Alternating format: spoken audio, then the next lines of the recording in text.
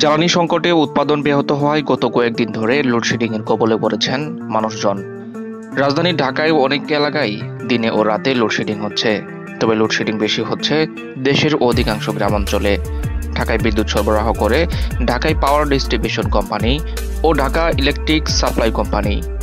এই দুটি সংস্থার দায়িত্বশীল সূত্র বলছে, ঢাকায় আগের দিনের মতো লোডশেডিং ছিল গতকাল বুধবারও। গতকাল দিনের বেলাতেও ডেস্কো এলাকায় 150 মেগাওয়াট ও ডিপিডিসি এলাকায় 200 মেগাওয়াট লোডশেডিং হয়েছে। এতে করে রাজধানীর কোনো কোনো এলাকায় 1 ঘন্টা আরও কোথাও 2 ঘন্টা করে লোডশেডিং হয়েছে। এদিকে পল্লী বিদ্যুতায়ন বোর্ডের তথ্য বলছে, গতকাল দিনের বেলায় বিকেল 3টার দিকে সর্বোচ্চ 2092 মেগাওয়াট লোডশেডিং করেছে তারা। গড়ে 25% কম করেছে আইডিবি। আরইবি ঢাকা সহ বিভিন্ন জেলায় সব গ্রামে বিদ্যুৎ সরবরাহ করে। গতকাল 33% সরবরাহ ঘাটতি ছিল। এজন্য মূলত গ্রামাঞ্চলে বেশি লোডশেডিং হচ্ছে। পিডিবি সূত্র বলছে, বড় বিদ্যুৎ কেন্দ্রের মধ্যে পটুয়াখালীর পায়রা বিদ্যুৎ কেন্দ্র থেকে পুরো সরবরাহ পাওয়া যাচ্ছে। বাগেরহাটের রামপাল বিদ্যুৎ কেন্দ্রের 2টি ইউনিটের মধ্যে একটি বন্ধ ছিল কারিগরি কারণে।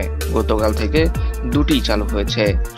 চট্টগ্রাম বাঁশখালী কেন্দ্রের একটি ইউনিট রক্ষণাবেক্ষণে, তাই অর্ধেক সরবরাহ করা হচ্ছে।